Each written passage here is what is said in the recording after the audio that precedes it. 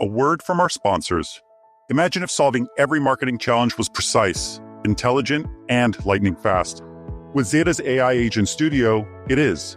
Our purpose-built AI agent turns insights into action, executing high-impact workflows, optimizing spend, and accelerating performance across the customer journey.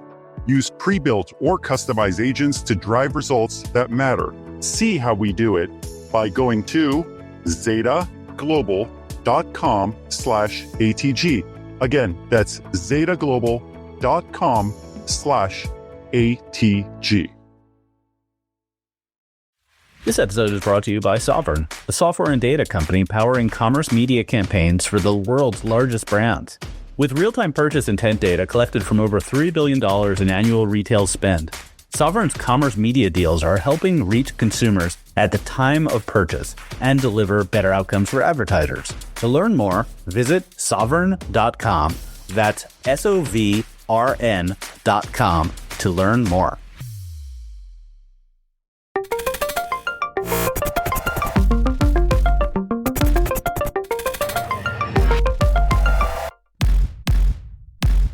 Welcome to the Marketecture Podcast. This is Ari Paparo. I'm here with Eric Franchi, and we're going to talk about the refresh news of the week because we had a special episode that came out yesterday, or I'm sorry, Wednesday. This is coming out Friday, covering the Google search remedies, where Alan Chappell joined me to deep dive on that.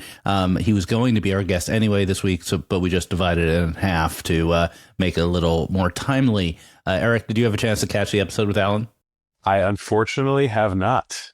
Oh, well, big surprise. We went in depth on the remedies, and he is a very erudite follower of these things. And we both sort of threw up our hands and said, I guess nothing changes. That's the TLDR. Nothing changes. Yeah. If Google had 90% market share in search last week, they're probably going to have 90% market share in search next week. And if AI was the biggest challenge to Google last week, it remains the biggest challenge to Google this week. Nothing changed. All right. Well, thank you for doing an emergency pod. With the TLDR being, it's the pod about nothing. It's like the pod about nothing. It's like the Seinfeld pod. There's more to talk about, though. Come on, right? So, all right. There is. All right. So we've got the search trial. The summary of the remedy is it's basically three things. Google is not being forced to divest Chrome or Android. Nope. Google is not allowed to do any more exclusive search distribution deals. Yeah, okay, but there's a lot of asterisks on that, which is that if you're the default, then what's the difference between being the default and the exclusive? Yep, exactly. I think that makes sense. And then there's number 3. They must share search data with competitors. Yes, so we spent a good amount of time on the pod the other day talking about this because this is kind of the most hairy issue, which is there's going to be, assuming this judgment stands, there still could be appeals, et cetera. There'll be a technical committee that will oversee this data sharing. It will only be to qualified competitors. So it'll be, the DuckDuckGos and Bings of the world. Maybe it'll be Anthropic and OpenAI, but it will not be random company that wants to see the search data. And there's just so many hairy issues here about privacy and about which products data go into search. Is it just what you literally type in the search bar? Or is it your Chrome history, your calendar history, your maps, your profile, your Gmail? It's just a massive hornet's nest. And both Alan and I are pretty skeptical it will make any difference at all. Meaning it's unrealistic for all of that data, your Gmail, your maps, like everything that, Google quote unquote knows about you, to be classified as the type of data that they would provide to an OpenAI. Well, I think there are enough questions around what data should be and can be legally transferred, and it's so far off into the future that both of us are very skeptical it will have any actual impact on reducing Google's power and market share in the search market, which is ultimately the goal of the antitrust remedy. So if you were to see, you'd have to believe the following. First is that there are competitors to Google who are not winning share because their search quality is lower. right? That's a pretty big assumption right there, because Google has a lot of other things going for it, including distribution, which they're not prohibited from doing. So they still have the money, they still have the distribution. So you have to believe that consumers are willing to switch if another search engine gets better. Second thing you have to believe is that the reason these other search engines are not better is because they don't have as much search history data as Google. And that did come up in the trial as a claim of Bing and some other folks. But, I'm a little skeptical. Third thing you have to believe is that by the time these companies get their first taste of this data, which might be like 3 or 4 years from now, it makes a difference. And then the final thing you have to believe is that this kind of big privacy question, which is like that after you scrub the data from everything that Google will claim very, very accurately to be sensitive, that remaining set of data is still valuable. Color me. I got other things to podcast about. All right. Well, I mean, on the other side, on the other hand, right? So Judge Mehta did say that the rise in AI affected the decision here, meaning in one of your you have to believes is users will search using different products. And I think that's the case because they're using these answer engines. It's the biggest story in search. It is not the antitrust. It's the potential competitor to Google search from AI and the change in consumer behavior. We've talked about this sort of ad infinitum on this podcast. And, I think the judge and the legal system deserves a little credit here for not doing what antitrust is always seems to do, which is fight the last battle. They had in mind the next battle. I don't think I agree entirely with the decision, but I'm not trying to advocate here. I'm just trying to kind of lay out the facts. Yeah. There were ad tech implications for the divestiture of Chrome, also Android, but really Chrome. What do you think about now the ad tech trial? And is this setting the stage for more of the same in the ad tech trial? Yeah, so we talked about that also, but I think the vibe shifted, but the vibes are relevant. Judge Brinkman is not really running on vibes. So if anything, there's a theory that this might allow Google more latitude to settle the ad tech trial because they have a better card in their hand now. They're not playing against a stacked deck. They just got an ace, and so maybe they want to call. Maybe they want to make the ad tech trial go away. There's also a little news, which I tweeted, that Reuters reported a couple days ago that Europe's been in limbo. So everyone expects Europe to basically find against Google in the ad tech, similar ad tech findings, but they've been holding their judgment, waiting for America to deal with it. And the Reuters report is that Google is no longer going to look for an AdX GAM spin out, that they're just going to look for a multi-billion-dollar fine. And the article seemed to claim that was sort of geopolitical. They didn't want to poke the Trump administration. So that seems actually maybe more impactful to the ultimate ad tech trial than the search trial, because if they come to a settlement with Europe, maybe there's some influence on the U.S. wanting to settle. Yeah, that makes sense. Okay, so we wait. And in the meantime, nothing burger. 2 weeks from now, I will be in Virginia, and you'll be hearing too much about the ad tech trial. Daily Monopoly Report newsletters with the usual snark starting on the 22nd. Yeah. Are you staying at the same hotel that you stayed in last time? No, I moved it around. I've had bad luck with the hotels in Arlington. It's not the nicest. No, it's okay, but it's not the best. That's why I asked. I remember that the hotel wasn't up to your usual standards. My usual standards. Well, the main thing is it's taking place during Rosh Hashanah, so I'm the designated Shabbos goy from the press corps. Literally every single person who covers ad tech in the press is Jewish, like every single one. I think it's 100%, except for like Ronan. So I'm just the one who's taking it for the team and ignoring the Jewish holidays. As always, taking it for the team. We appreciate you. All right, let's move on. There was a story that dropped Adweek. They reported that buyers at holding companies didn't realize they were buying inventory from a SSP owned by Publicis-owned Epsilon through multi-hop reselling. First of all, This makes me laugh, this story.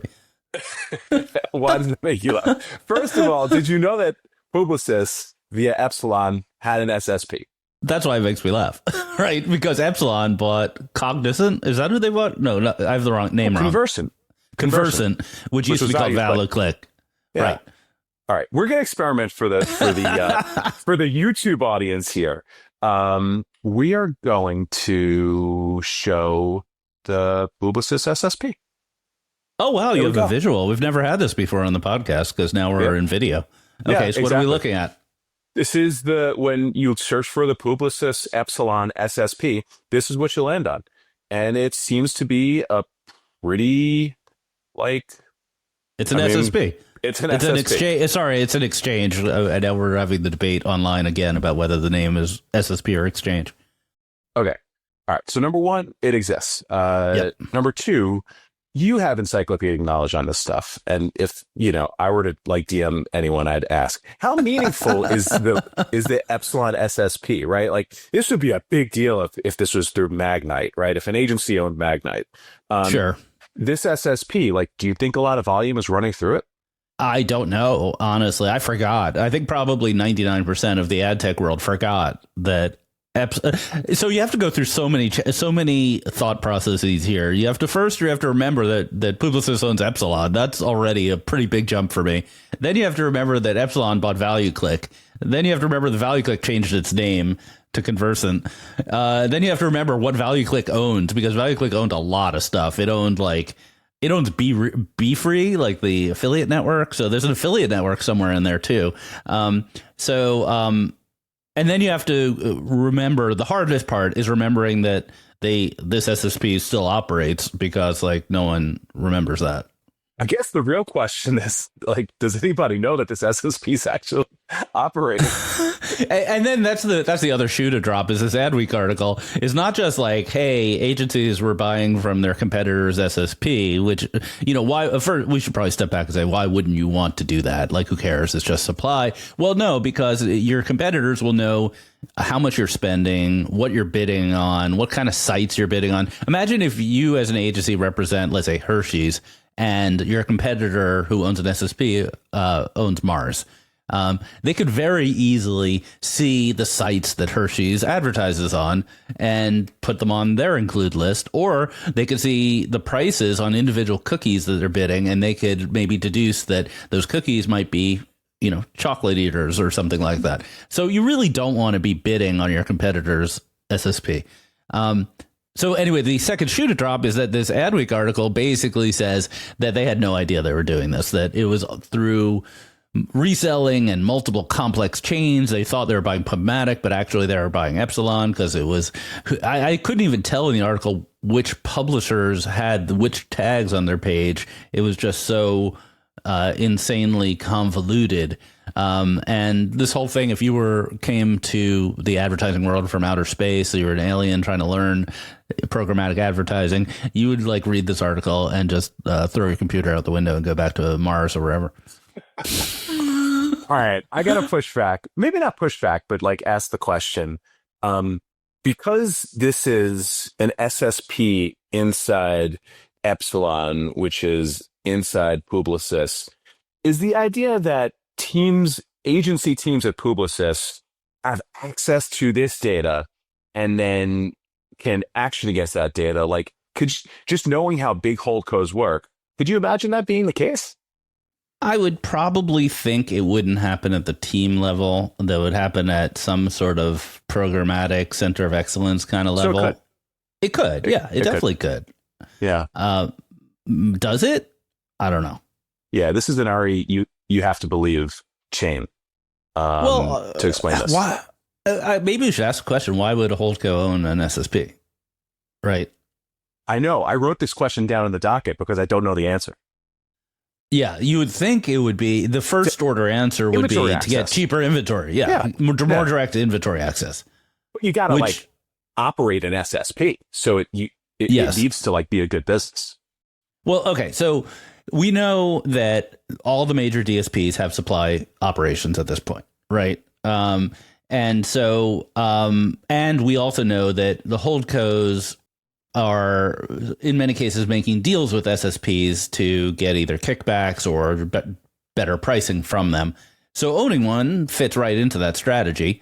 You prefer your own, you double dip on the fees. Maybe you get more transparency. The clients might not, and it might not be the best pricing. But it sort of makes sense to own your own SSP if you have enough scale. Yeah, I guess that's right. We need to know from, the agency buyers from other holdcos, just how much they were spending, and like, was this a meaningful spend, and was real data exposed? That's the thing that I don't think anybody knows at this point.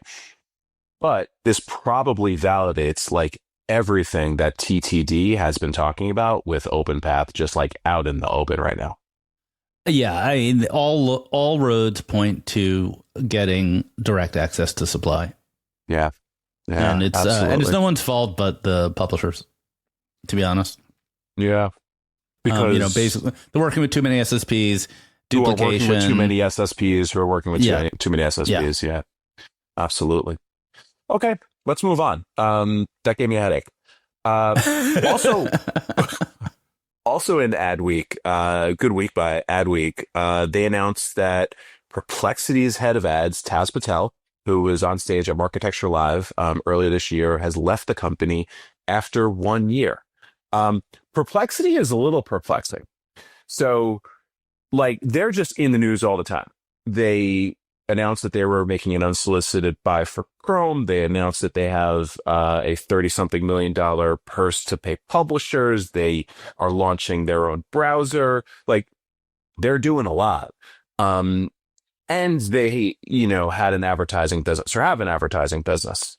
The only data on the advertising business was actually in that Adweek article, which was, supposedly they did like $20,000 in Q4 running a couple of small tests. So I guess just kind of like reading the tea leaves here, you question just how much of a priority ads is to Perplexity. Like, if this, Taz, who's amazing, leaves after a year, like, maybe advertising is just like yet another thing they're trying to figure out. Right. I think the Taz on stage at Marketecture Live said, I don't remember the exact words, but he basically gave an indication of the current scale of their experiments, and they were very, very small. I think that was the main thing people left that conversation with, was like, oh, wow, this is not a real business yet, experimental, et cetera. I think the short answer, in my opinion here, without any data, is that they invested in advertising too soon, based on their volume. The play typically is scale, and then advertising once you have the scale, especially when they're trying to reproduce the Google AdWords model of these micro-targeted, niche, intense subjects. Perplexity has a pretty low scale in terms of search market share, certainly less than 1% of search market share. And so they probably tried to early.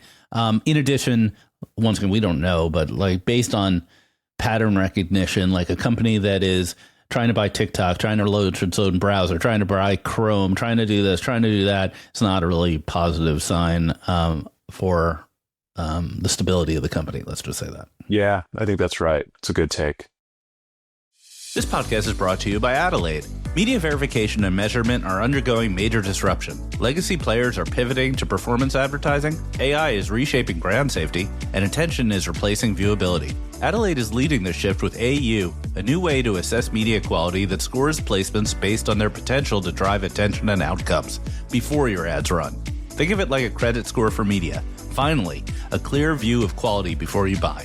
Take the guesswork out of your investment strategy and try Adelaide AU on your next campaign. Not on the docket, though. There was also an OpenAI acquisition. Did you read about that? No. So OpenAI acquired a company that is a specialist in website optimization. Really? Yeah. What's the name of it? StatSig. Yeah, StatSig. So this is definitely an eyebrow raiser. So the company they acquired is like one of those sort of like, I don't know, like Chartbeat like companies for apps where they put in analytics into your website and they help you make better conversions, better all this stuff. And simultaneously, Kevin Weil, who is an old ad tech pro, who is he was the CPO of OpenAI, and he moved on to a new role inside the company, focusing on scientific research, which congrats, that sounds like an awesome job for him. So tea leaf reading here is a couple things, that OpenAI has got a preponderance of former Facebook executives inside of it right now.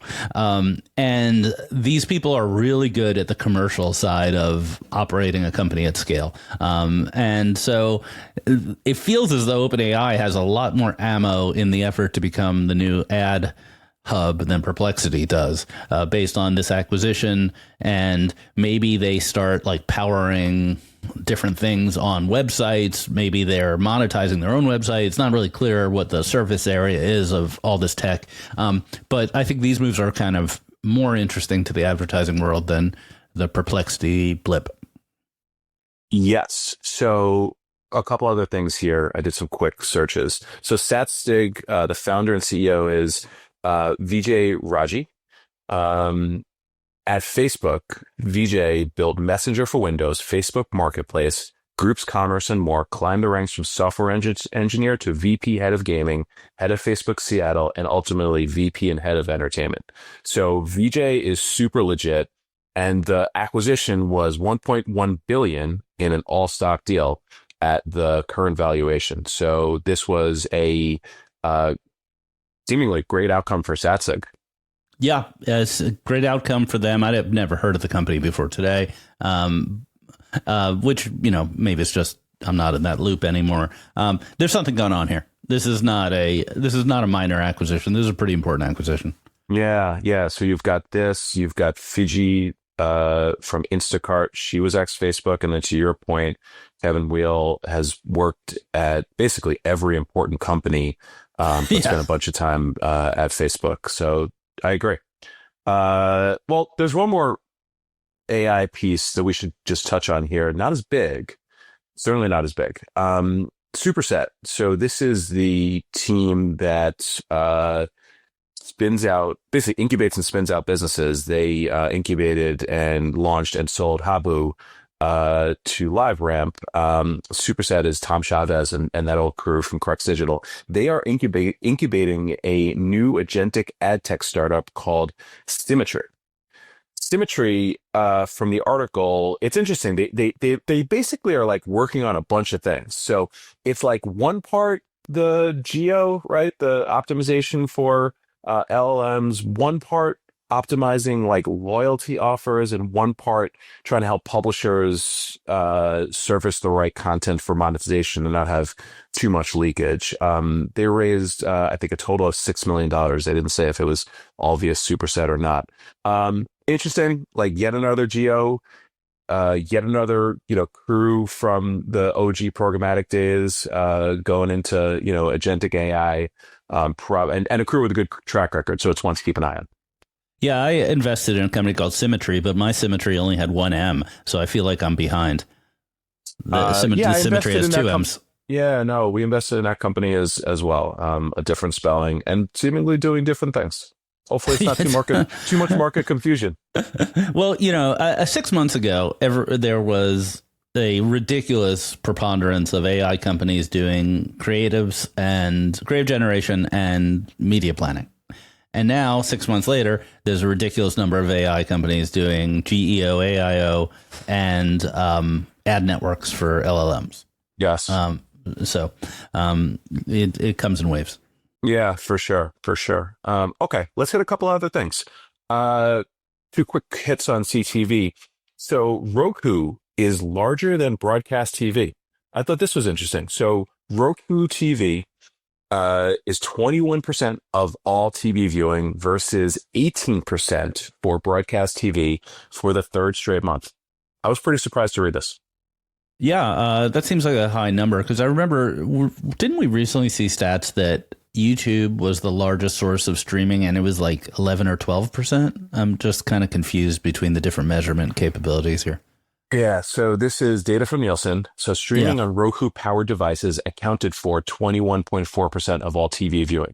Okay. If I So understand that correctly, that means it could be watching YouTube on your Roku device. Yes. Right. Okay. That helps clarify it because, so they're both monsters, but YouTube gets to actually monetize every single ad on their monstrous footprint, whereas Roku has kind of this somewhat complicated business model. Correct. Okay. So that was number one. And then number two, are you an NFL Red Zone watcher? No, I'm not. I'm very excited about the season starting this evening, Thursday, when we're recording this, but not Red Zone. I am not either. And we need an NFL Red Zone listener to chime in. People are up in arms on this. So NFL Red Zone will feature commercials. Like that's the headline. Apparently, this has been a years-long service that the host typically welcomes fans by saying 7 hours of commercial-free football starts now. People are going crazy. Do a search on X for NFL Red Zone commercials.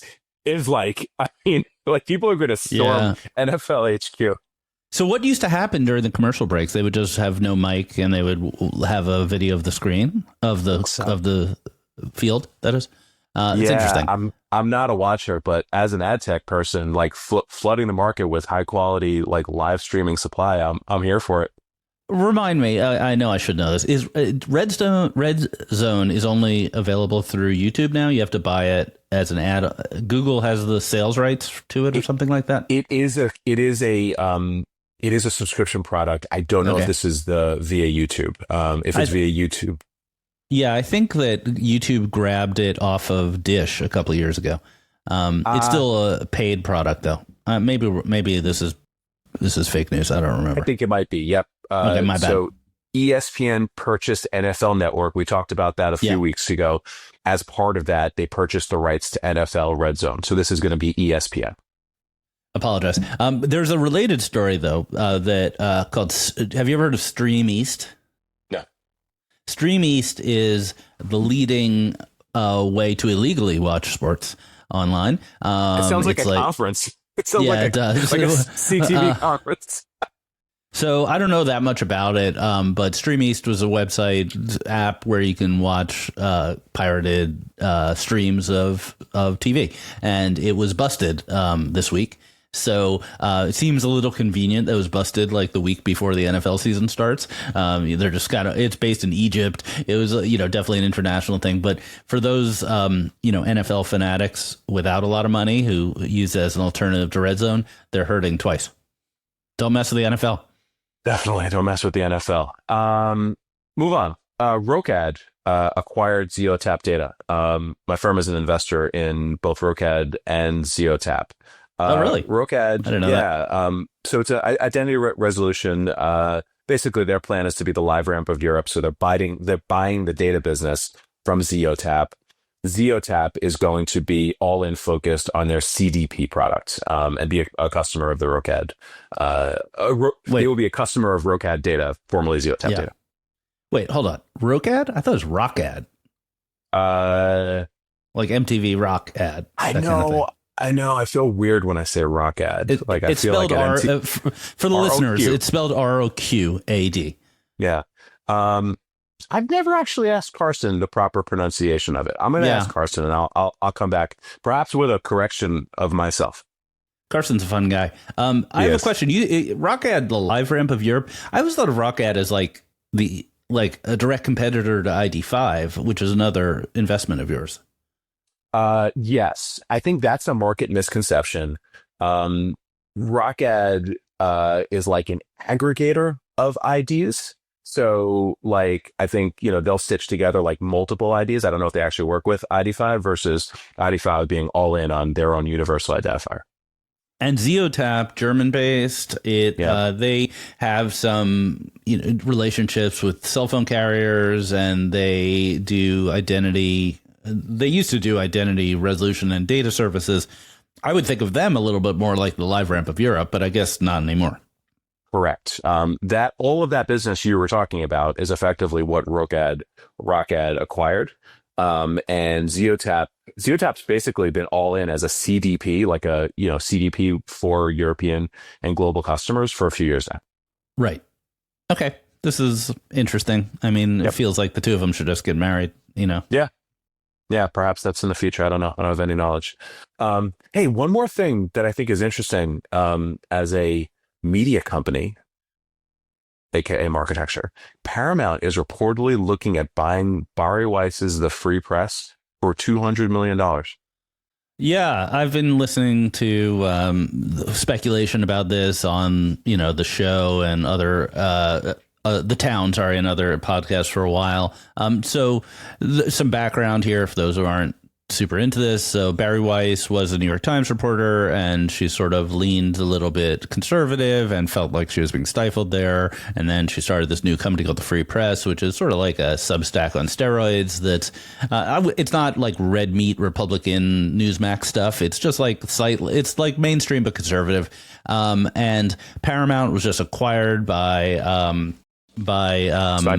Skydance, which is owned by Oracle's the family of Larry Ellison, and Paramount owned CBS and CBS News, which is under assault by the Trump administration for the 60 Minutes supposedly improper editing of the Kamala interview, and they settled with Trump before they got approval on the Skydance merger, and so there's a lot of dots to put into a line here. So the thought is, first of all, there may be sort of this slightly rightish ideology of the new owners of Paramount. Secondly, the feeling that there may be a disconnect with the legacy CBS News, which is, has one of the best reputations of any news organization in America, but which maybe the new owners don't love, and certainly the administration doesn't love. So that's all the background I've got. Got it. The price tag is what raised my attention. So $200 million for basically a newsletter and podcast business is pretty healthy. Yeah, I think I know they have Marketecture at least 100 million. Yeah, this is the second time we've talked about this. It's like so obvious. Like if we've said the price twice, it seems pretty obvious that's the price. Paramount can't have us, but maybe Lionsgate, maybe they want a marketing news information system. Exactly. It's putting a good multiple out there in the marketplace. I'm happy about it. CNBC, like I could do the Jim Cramer thing about marketing a half hour a week. If you give me $100 million, I'll do anything. I'll have the buttons, like with the noises and stuff. That would be amazing. I would tune in. RTB button, it goes RTB, that sort of thing. That's crazy. All right, we've descended into laughing at each other's jokes.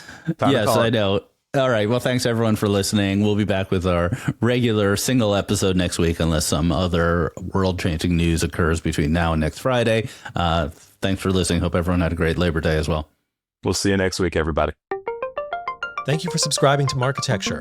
New interviews are added every week at marketecture.tv and your favorite podcasting app.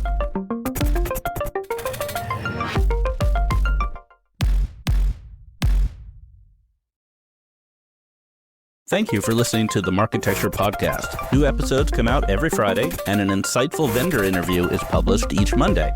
You can subscribe to our library of hundreds of executive interviews at marketecture.tv. You can also sign up for free for our weekly newsletter with my original strategic insights on the week's news at news.marketecture.tv. And if you're feeling social, we operate a vibrant Slack community that you can apply to join at adtechgod.com.